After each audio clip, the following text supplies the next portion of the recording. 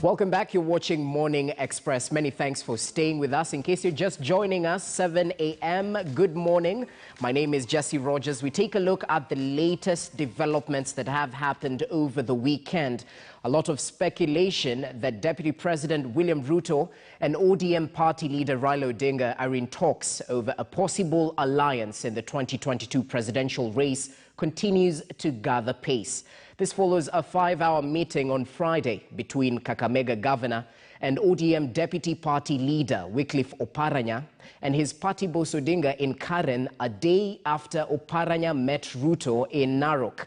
Now, Oparanya has told KTN News that he had informed Odinga about his meeting with Deputy President William Ruto and agreed that once he returns, he would appraise the former Prime Minister on the outcome. So, the big question is, Oparanya, is he the deal maker? Well, senior political reporter Duncan Hayemba with this story.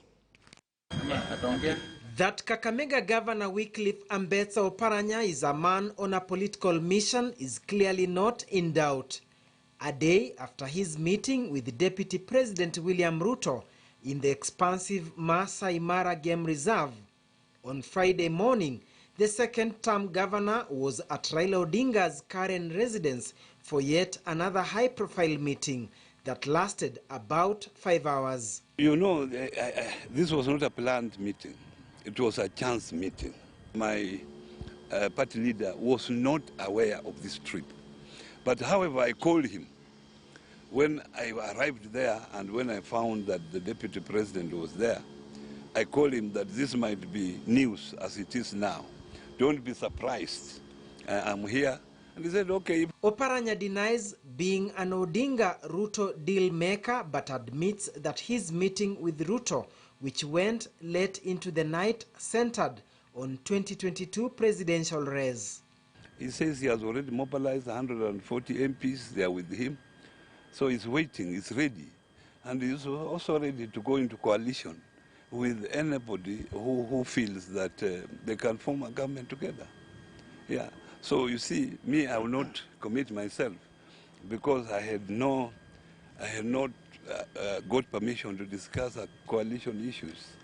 So I said, okay, as a party also, when time reaches, obviously we have party structures.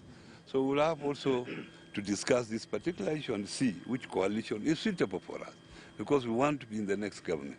Highly placed sources say Oparanya and Ruto talks focused on a possible power-sharing pact with two scenarios. One whereby Raila Odinga runs for one term as president with a deputy from Mount Kenya region, and names being floated include Martha Karua and Mwangi Kiunjuri, while Ruto taking the Prime Minister's slot for one term as well. In this scenario, Governors Hassan Joho and Oparanya would be Deputy Prime Ministers. The second permutation would have Ruto running as President and Odinga as Premier, both having deputies as crafted in the scenario one. The two proposals being premised on the possibility of constitutional amendment that would alter the structure of governance.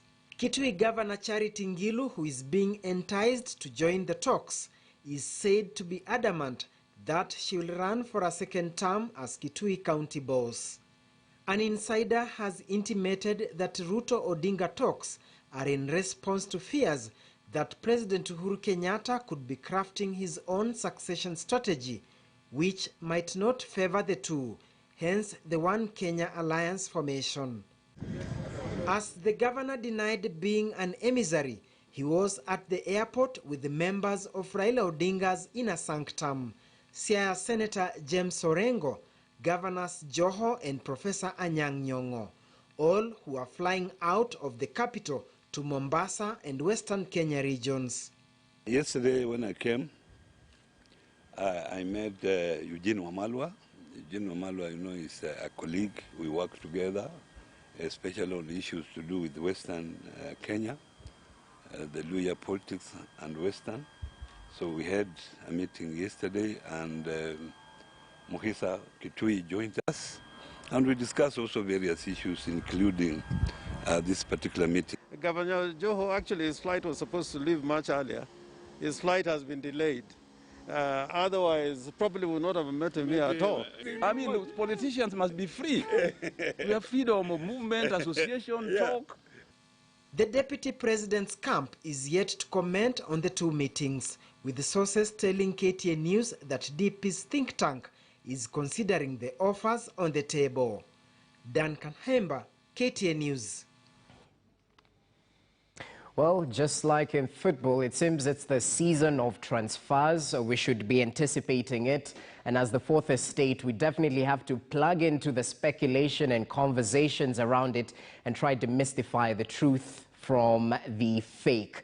Joining us in studio, Arthur Odera, former Tessa North Member of Parliament. We're also joined by Kevin Osido, who's a governance expert, and via way of Zoom, Philip Magal, who's a lawyer and advocate, as well as Alex Manyasi, a governance and policy expert. Let's start with the politician in the panel. Arthur Odera, I mean, a lot of speculation. We hear it is a chance meeting, but talk to us about the practicability of this, politically speaking. This is a very interesting set of occurrences, Jesse, and I want us to look at this in totality, in terms of what we see and what the motive might be behind the activities we've seen. One, Governor of Paranya met Deputy President William Ruto in Masai Mara. He traveled there. He must have had plans, if we believe him, that it was a chance meeting. If we believe him, we then have to believe that he abandoned all his plans and the Deputy President abandoned all his plans on his part, and they spent 9 hours in a meeting late into the night, revisited the meeting in the morning over breakfast and beyond.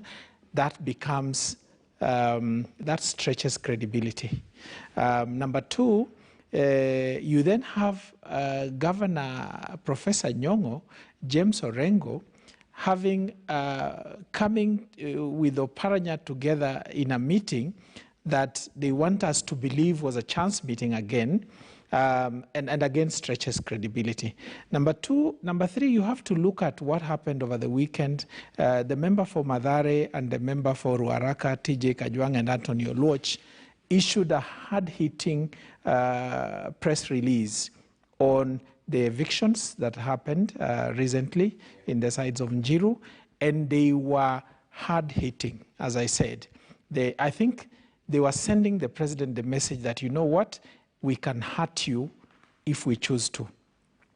For me, in the context that the BBI has been a product of these two gentlemen, President Uhuru Kenyatta and former Prime Minister Raila Odinga, BBI is expected to be debated in the two houses this week. Yeah. BBI is progressing. You do not see, apart from the haggling, the normal haggling and back and forth, you do not see an element of outright betrayal in the BBI.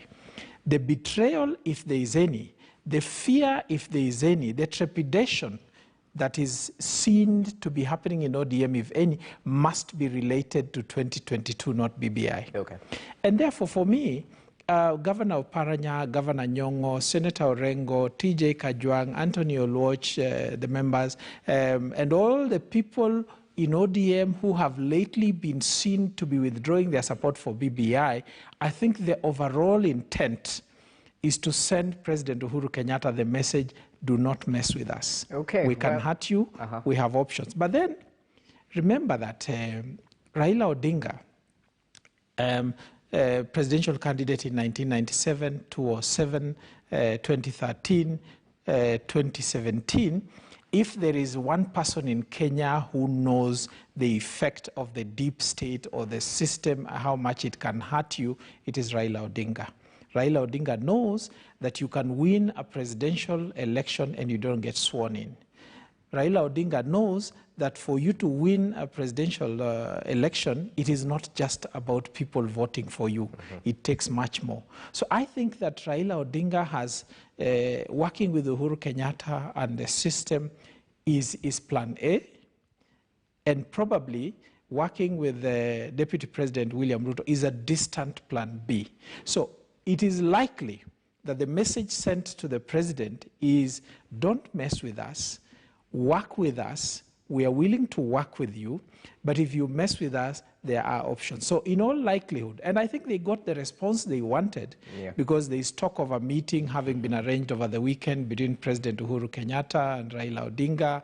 The two handshake brothers will talk. The president, in my estimation, will seek to reassure Raila Odinga that, you know what, I don't intend to betray you. I want to work with you. And maybe now let us move to the mechanics of it so that Raila Odinga is comfortable. Uhuru Kenyatta needs Raila Odinga if he is to achieve his succession management plan. Okay, well, this is interesting. Let me bring in Philip Magal. Your legal expertise might be needed right here, because let's talk about the practicability of it, constitutionally speaking. Of course, Deputy President William Ruto has served for 2 5-year terms, and perhaps politically speaking, Ruto's troops might feel that the next natural step for him would be to ascend to presidency with the Prime Minister post a step down. That's assuming BBI actually passes. So talk to us about the constitutional part of this formation. If it so happens, who exactly is locked out from what position, and what might this portend going forward? Under our current constitution, the deputy president can only serve for a maximum of 2 terms, meaning therefore that the DP, that is Dr. William Ruto, cannot deputize the president, cannot deputize Raila in any coalition formation going forward. The second challenge that they face is their troops who need to be accommodated. So as much as there are talks of coalition, if at all there's to be any, the two need the BBI to pass, which again works in the president's favor. Of course, under the BBI, then there can be some negotiation for either Raila to go for the presidency and Ruto to go for the PM, or vice versa. But as it is under the current constitution, that the only coalition that the two can form is Ruto going for the presidency and Raila going for the DP's position, which is untenable in my opinion. So their hands are tied. The only option, like I've said, it would be to work to see to it that the BBI passes, which again plays into the president's hand, and after which then they can form a coalition. And that is why I'm of the considered opinion that whatever is taking place, the machinations that we are witnessing is taking place with the blessings of Uhuru. Uhuru is the one behind all this, because number one, it serves his political purpose and that of Raila, because it creates some sort of smoke screen where the public is confused, and the public is being shown how fluid politics is.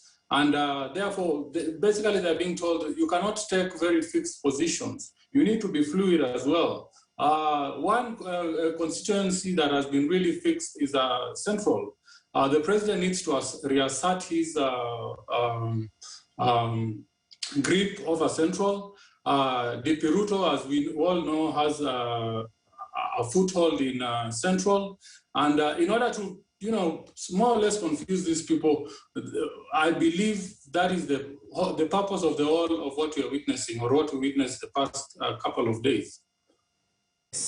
We definitely anticipate perhaps the passing of the Building Bridges initiative. In such a scenario, it would mean for whoever's aiming for the Prime Minister's position, be it Deputy President William Ruto or ODM leader Raila Odinga, it will mean one of them has to actually vie as Member of Parliament.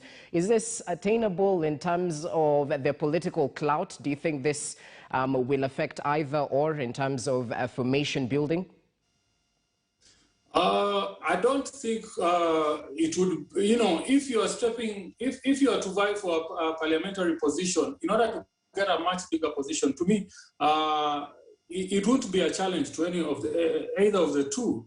But the main challenge would be that the PM is nominated, or rather appointed by the president. So there is a risk there. You might step down to vie for a parliamentary seat, but then fail to be nominated. As we can see, politics is fluid and a lot can change within a short time. Once the president has already been voted in and confirmed as such, the PM or the member of parliament who's anticipating to be nominated as a PM would be at the mercies of the president. So therefore, that is the challenge to me And that is why in any coalition making, whichever party chooses to be subservient will be taking on some risks. And that is why, to me, the coalition between Raila and Ruto, to me, is very much far-fetched. And it's only meant to act as a smoke screen for most of Raila to achieve other ends. Well, it seems politics is all about interest, and it's quite playing out this time round. Alex Manyasi, let me bring you into the conversation. It's been an interesting week, bearing in mind that the Kakamega governor has definitely deviated from the script by the ODM party in terms of support for the BBI. We have speculation that Oparanya, according to politicians, is not with Jacom. Now, what do we believe, according to you? Should we wait and hear from the horse's mouth in terms of Raila having secret talks with the DP? Because speculation is rife. What's your take on this? It's interesting that we're having perceived conversations between the ODM party and the deputy president. I say it's interesting because even in terms of ideology, in terms of the way they look at things, you are better off with the ODM team having discussions with the new formation around Mudavadi, around Gideon and others who are also coalescing somehow around the president. I would have imagined that that is an easier discussion because these are people who have worked together just in the recent past. They were in a coalition, apart from Kanu, of course. And therefore, if you brought together Kalonzo, Musalia Mudavadi, Raila Odinga, that discussion, and of course Gideon Moi, that discussion will be much easier and much faster to agree on. Because first of all, they're not in government, and then secondly, most of them have just worked together recently.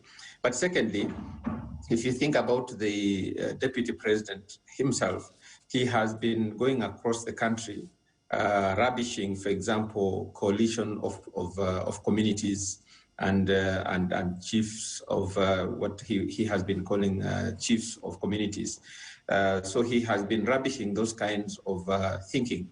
And he had rallied himself around the country as the master planner of rallying Kenyans who are poor together, regardless of faith, regardless of tribe, and affiliations. So if you then bring that kind of person together with people who believe that it's about communities, it's about interests, it's about these other things, then that kind of coalition is much harder to bring together. Secondly, the deputy president will actually lose the credibility of what he has been going around as a hustler nation credibility part of it, if I may call it that way. So that will definitely disappear, and he will just be like any other politician who is talking about bringing themselves together for purposes of capturing power, and then by extension, using that power to support their people. All right. So if you think about it from that sense, then in my view, the biggest loser in that discussion will actually be the deputy president. But having said that, I guess one of the things that could be leading Raila into this is, if at all is true, because it could also be made up, is that when the handshake happened, Raila Odinga forgot that he ever worked with anyone. Raila Odinga forgot that he was ever supported by anyone. Raila Odinga forgot that the people that he worked with, he might need them in future. And so probably that is, now that there's a political formation around them, he's finding it difficult to calm down and say, gentlemen, this is the world. Politics has no permanent enemies. Okay. And therefore we can still work together to forge a journey together. Well, it definitely paints a good picture to the Kenyans, especially if leaders who are perceived to be enemies, quote unquote, can actually work together. But Kevin Osido, talk to us about the One Kenya Alliance. In mind with all these possible alignments, where does this leave the alliance, which in one or the other is purported to have the president's support? Was this a strategic move by perhaps the ODM party to show they have options in case of betrayal going into 2022? What's your take? Jesse, in my view, His Excellency the President and the former Prime Minister, Right Honorable Raila Odinga, are actually joined to the hip, despite all these challenges and the misgivings that we are seeing, but they have been very credible and consistent in terms of what they are looking for. In fact, for His Excellency the President, two things that come to the fore. One is his legacy, and two is interests, which really go a long way from, you know, his father's footstool to where we are at as we speak right now. Okay. The third thing about the president is that beyond a seeming nature to have actually stamped his support to the One Kenya Alliance, he has not come out very upright and forthright to say, this is the alliance that I am looking for. Remember that the people who are angling left, right, and even at the center, most of them are people who are, for example, the two gentlemen, Governor Joho and Governor Oparanya, have also served their their complete terms as governors. Yes. And so they're asking themselves, where do we move to from here? In addition to that, when ODM called for party nominations for those who want to run for president, they are the only two gentlemen who also made their submissions. And then the expectations were that the former prime minister would also submit his papers, which have not been. And you know what is going on within ODM around that particular perspective. Now, One Kenya Alliance has not been the kind of picture that ODM has fronted even to the public, because even the former prime minister has not come outrightly to say, I want to work with this gentleman. Surprisingly to note is that, for example, Alex says that, the former prime minister forgot that he was with the people in an alliance. But remember that ODM has been very categorical, and they said, you did not join us during the swearing-in ceremony. Yeah. So on what premise are we going to be speaking with you? And that is what moved over to what we then saw, which is called the BBI process, the handshake. Now, in all these things, the person who, in my view, needs to speak, who has not spoken, is the president. And that is why I began by saying that these two gentlemen are joined to the hip. Remember, Jesse, that running for the office of President of the Republic of Kenya is not just talk. Okay. It is a huge thing that calls for proper mobilization, proper financial support, and mechanisms that are put in place to be able to carry a presidential campaign. The only three people in all these names that we are mentioning who have actually shown that kind of support, rather that kind of capacity, is the current president, His Excellency Uhuru Kenyatta. Okay. Number two is the former Prime Minister Raila Odinga, and then number three is a gentleman who now has actually said, among the other four, including Alfred Mutua and Joho and Oparanya and Wetangula and Mudavadi, Waheshimiwa, that they want to run for office. So if you put in all these things, in my view, the president will have to be that the hidden hand that is still looking at how things are playing.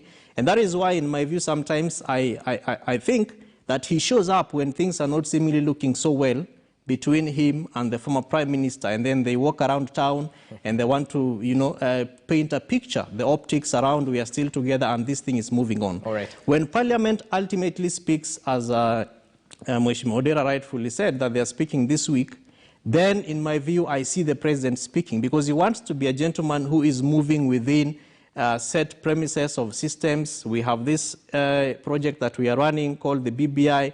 We have done the signatures from the counties. The county assemblies have done their voting.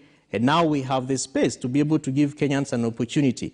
And ultimately, when the BBI is birthed, the president wants to be the person to be birthing this BBI. And through that, in my view, Jesse, that is when we'll be able to see a very clear coalition. Okay. I cannot commit to say, for example, that the president is behind One Kenya Alliance, because even when they spoke together with the president, the former prime minister was also present. All right. He was there, and even after that particular meeting, his henchman also came up and also said, this is what we think about One Kenya Alliance, and this is who we are and how we are going to operate with this. And then lastly, remember, you asked a very important question around the constitutional underpinnings. For you to be a prime minister, as my friend Magal rightfully said, is that you have to be an MP. Is Mheshimiwa William Ruto willing to run as an MP? Is Tinga? Tinga, of course, I'm sure he wouldn't mind running to be MP. Yeah. so that then he gets into parliament and then he is nominated as prime minister. But remember that even within that, you must be able to work so hard to be able to get a majority of MPs into Bunge. So I wouldn't be surprised if they bring in other names. For example, Tinga shows up and says, I'm proposing Rosemary Odinga, for example, for this particular position or whatever it is. But I think it's a season of coalitions, and so alliances are forming up. In politics, you are either part of an alliance or one will be formed against you. Well, this is interesting. As we put this matter to rest, Arthur Odera, in 1 minute, talk to us about the alignment matrix, because we have the foot soldiers who will definitely need to be pleased in terms of the formation and the promises in terms of positions going forward. We have two-term governors who are angling for that. Ruto might come with his 140 MPs who might also be eyeing similar positions. Talk to us about this. There will be a lot of players that will tell you they are going for the sun, they will be happy to land on the moon, and that is what drives them to be involved in this whole game. And there are a number of things. Alliances will go, alliances will be formed, alliances are necessary to win the next election in Kenya. If anyone wants to be president, the one who forms the more formidable alliance that can draw in the votes, an alliance that can bring in also the formidable deep state in Kenya, that alliance is more likely to win the election and to have their candidates sworn in. However, there are certain things that I'm sure all these alliance crafters will be looking at. One, they'll be looking at creating, for TIC's purposes only, creating what will look like the face of Kenya, so that every part of Kenya feels safe to come in, they feel represented, and in part that's what the BBI tries to do. But in terms of campaigning and having people in their team, they will try to have the face of Kenya. Number two, every alliance crafter will be looking with one eye at what Mount Kenya is likely to think and how they are likely to respond to that alliance and how they will be included in that alliance. And number three, they'll be thinking about the practical element of forming government. If one crafts a formidable alliance that is inclusive, that brings in the large number of votes, manages to get in the deep state to play with them, they are likely to win the next election. All right, so it's all about possibilities. We'll definitely continue doing our work as members of the Fourth Estate as we monitor the possibilities that might come up even as BBI is being pushed further this week in Parliament. Let's shift focus. It will be a busy week for the judicial arm of government, and this is why the Judiciary Service Commission, will today begin interviewing 10 candidates who have been shortlisted for the position of Chief Justice. For the next few days, all eyes will be on the JSC, which has resolved to have all the 9 current sitting commissioners participate in the interviews, despite recent protests on the suitability of some members to participate in the process. Murimi Mwangi with this report.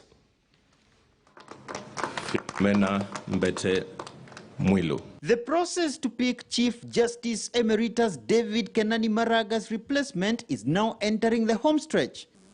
On Monday, the Judicial Service Commission will begin interviewing the 10 candidates shortlisted for the job. So starting at 9 o'clock, we hope to be done by 12:30 or 1 o'clock every day. Of course, we know that some candidates are more engaging than others, so the time taken with each candidate will not be exactly the same. One Samuel Gateri had recently petitioned the JSC seeking to have acting Chief Justice Philomena Mwilu affirmed as interim commission chair, citing what he claimed to be a deliberate ploy to have Commissioner Professor Olive Mugenda, who is currently listed on the JSC website as vice chair, to lead the interview process. The JSC caught in the dilemma of yet another petition from one of the shortlisted candidates who wanted her barred from the recruitment process with claims that she had a past client-advocate contact with another of the shortlisted candidates. Petitions the JSC appears to have ruled to dismiss during a last housekeeping meeting on Sunday. As we did last time, remember when the Chief Justice is not there, then he is not there. So last time we had the Vice Chair chairing the interviews, and that is what is going to happen this time. So all the commissioners will sit at the interviews. First before the interview panel will be High Court Judge Said Chitembwe on Monday, followed by Professor Kameri Mbote on Tuesday, Appellate Judge Martha Koome on Wednesday, High Court Judge Marete Njagi on Thursday, and Senior Counsel Philip Murgor on Friday. The interviews will take a break over the weekend and resume on Monday next week, with Justice Ndumanderi before Senior Counsel Fred Ngatia facing the panel Tuesday, Appellate Court President William Ouko on Wednesday, Law Scholar Professor Wekesa Moni on Thursday, before closing on Friday with lawyer Yano Jeb Koech. The JSC will then convene in the subsequent week to interview the 9 candidates shortlisted for the post of Supreme Court Judge to fill the slot vacated by retired Judge Professor Jack Tono Juang. All the interviews are to be done under strict adherence to the COVID-19 protocols, including social distancing at this tent outside the Supreme Court. Murimi Mwangi, KTN News. So that's the latest, as reported by Murimi Mwangi right there. The JSC will begin the solemn duty of not just getting the country's next Chief Justice, but the Supreme Court judge slot as well that needs to be filled. Remember, at the end of this interviews, the JSC shall select at least the best 3 candidates and forward the names to Parliament for approval. And if those are found suitable, they will be forwarded to the President, who will pick just one. Philip Magal, I'll start with you for obvious reasons. What exactly should we look at in terms of suitability of nominees? Because KTN News will definitely air those proceedings live. Is it all about integrity, dispensable leadership to the judiciary? What exactly sells in terms of looking to fill the position of Chief Justice? We should look at what Kenyans expect. And there are 3 things, in my opinion, which Kenyans expect from a Chief Justice. And number 1 is guaranteeing the independence of the Constitution.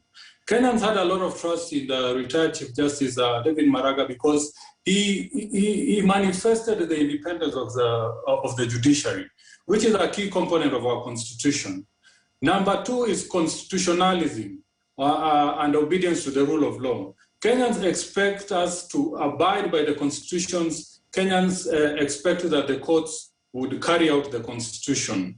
Thirdly, is the quick dispensation of justice. There is a lot of delay in our justice system. Just like we were discussing earlier on, cases take 5-7 years. That is unacceptable. If you did a quick research across the world, you'll realize that in some jurisdictions, cases take as short as 7 days. In others, they take, the average is 6 months. So these are some of the things that Kenyans will be looking for in a Chief Justice, and that is what they would expect that whoever comes in brings. But at a personal level, of course, we expect that whoever will be selected will be competent, they will be suitable for the position, and most importantly, will be persons of very high integrity.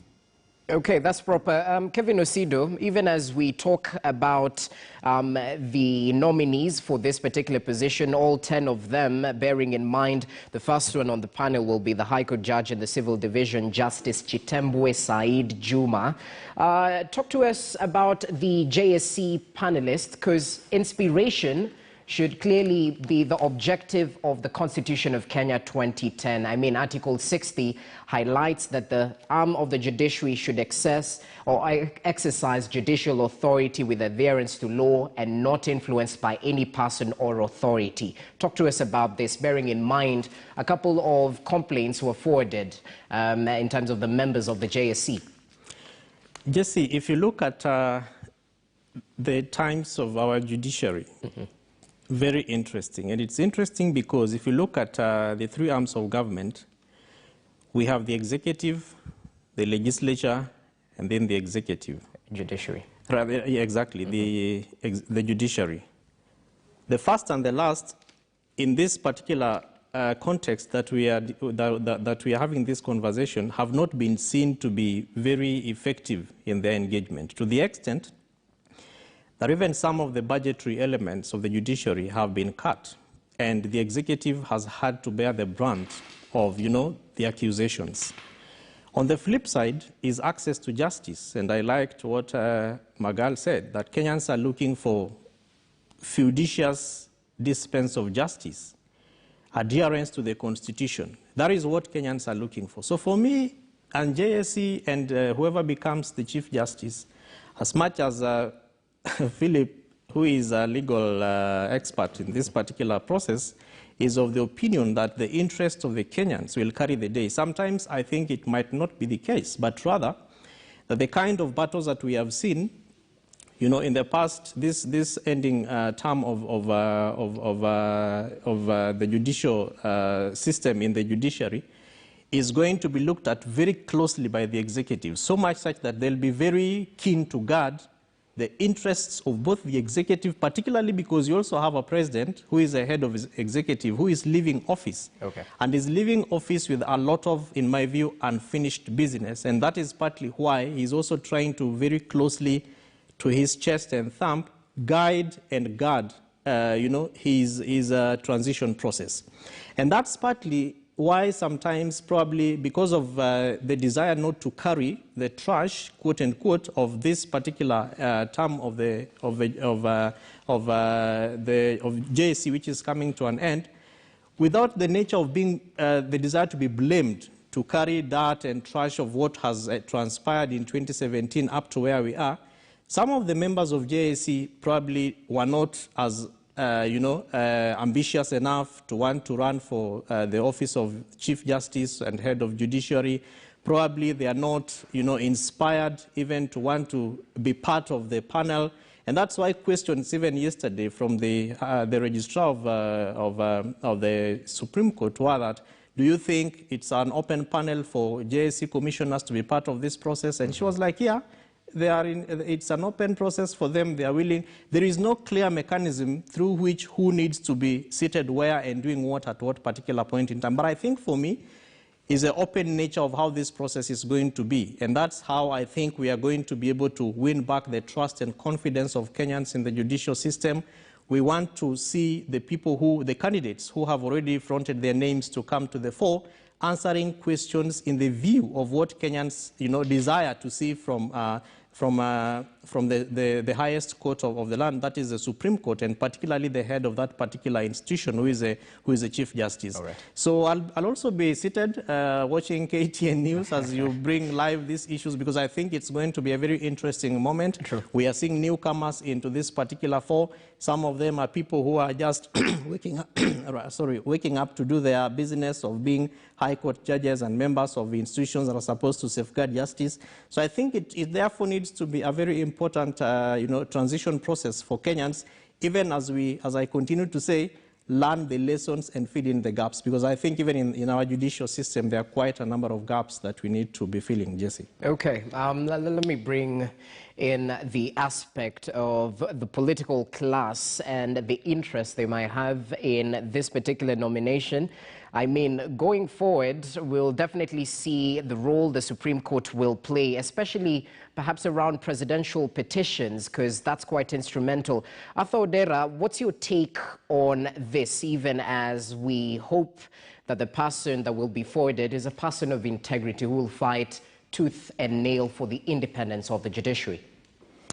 Jesse, I mean, I have looked at the shortlist, the 10 individuals who clearly are highly qualified in their own rights.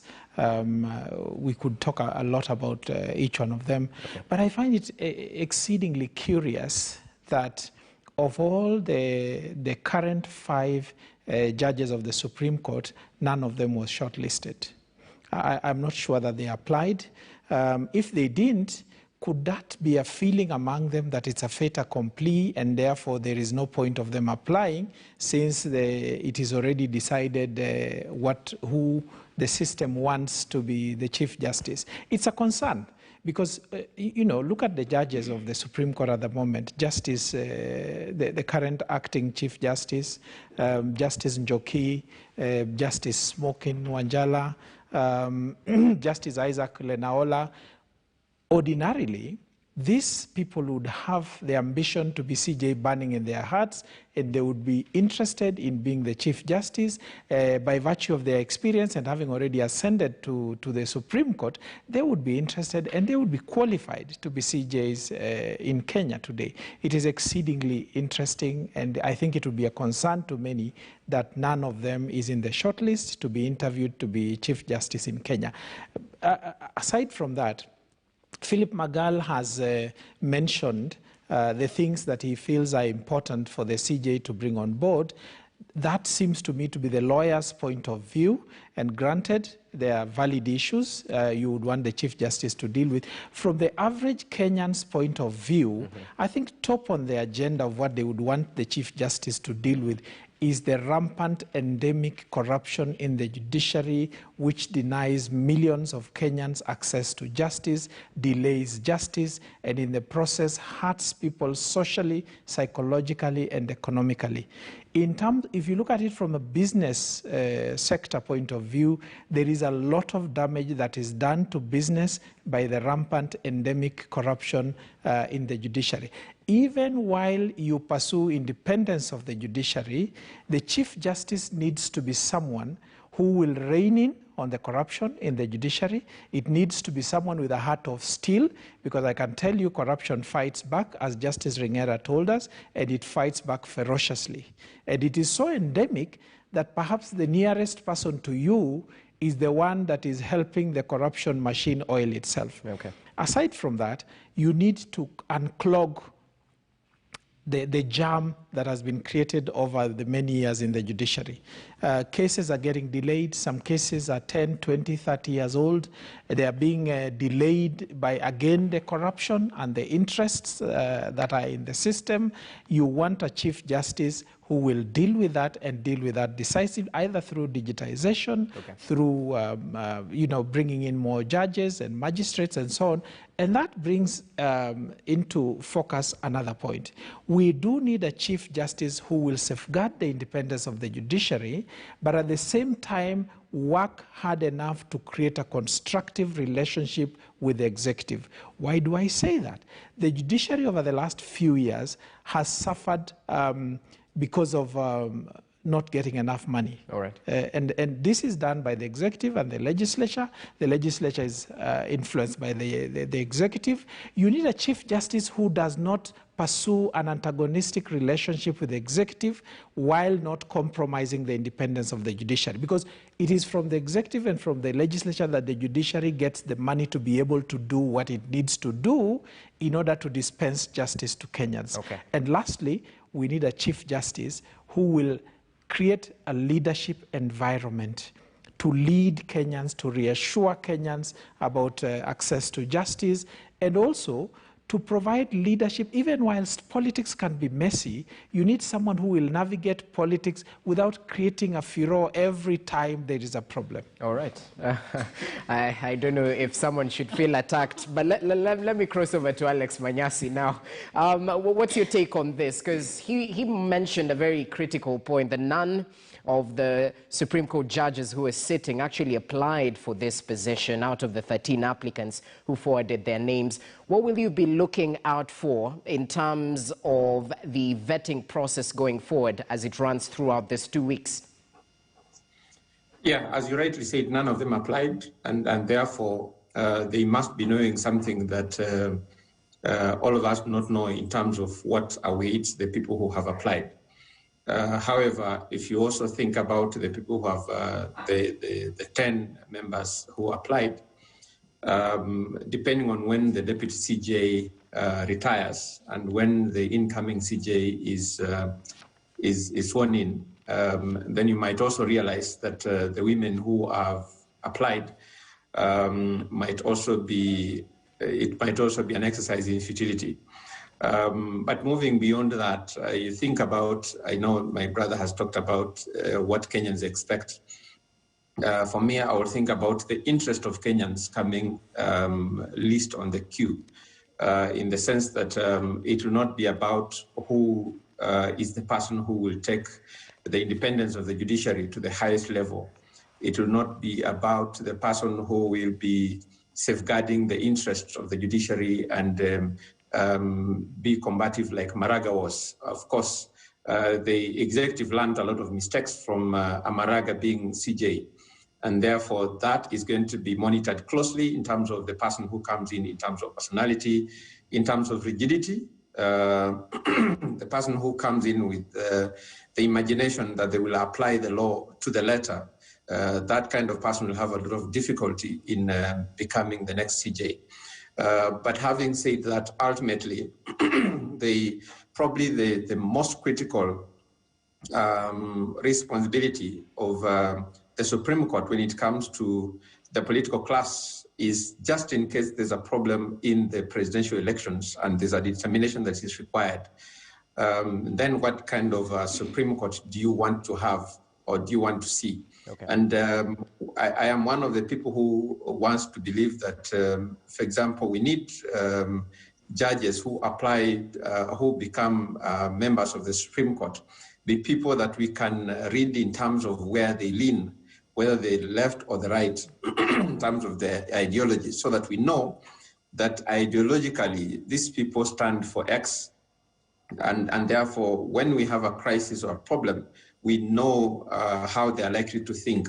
It's about time that we distance ourselves probably quite a bit from people who apply the law to the letter and forget that the applications have serious implications sometimes on everybody, without thinking about, in my view, the urgent issues around the person who becomes CJ.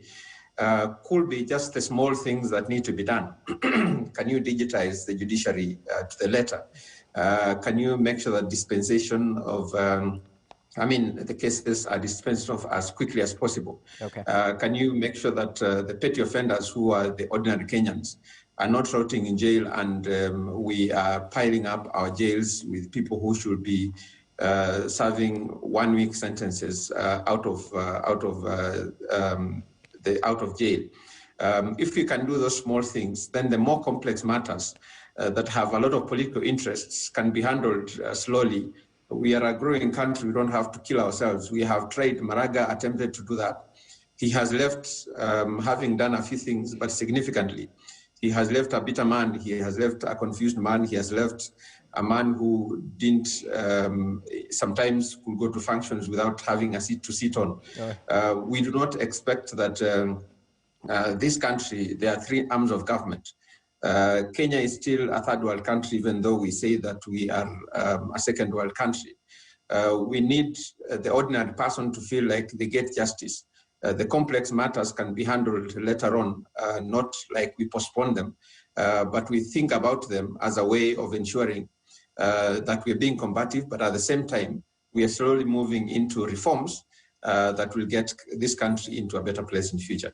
Well, we'll definitely take a look at that. Even as the interviews are set to start at 9 a.m., the JSC will definitely have a busy couple of weeks as they ponder on who best to fill the shoes David Maraga left as Chief Justice. So a couple of issues to look forth, according to our panelists: the constitutionalism, the quick dispensation of justice, reading corruption from the judiciary, even as we seek to build better working relation between the three arms of government. Definitely KTN News will keep you updated as the interviews start. Allow us to take a short break right now, but when we come back, we shift focus to the bilateral relations between the East African countries. It seems to be a new dawn of an era as Tanzania restores diplomatic ties with Kenya. Well, the president, Samia Suluhu, definitely met an envoy representing President Uhuru Kenyatta, and later on met Ugandan counterpart Yoweri Kaguta Museveni. We talk about this and the signing of a multi-billion shilling crude oil export pipeline deal, which paves the way for the construction of that pipeline. What does it mean for Kenya failing to bag this deal? We explore this after the break.